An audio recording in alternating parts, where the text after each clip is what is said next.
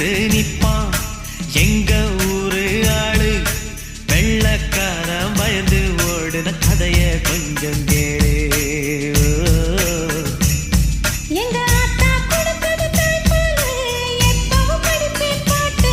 எங்க அப்பா கொடுத்தது தமிழ் பாரு.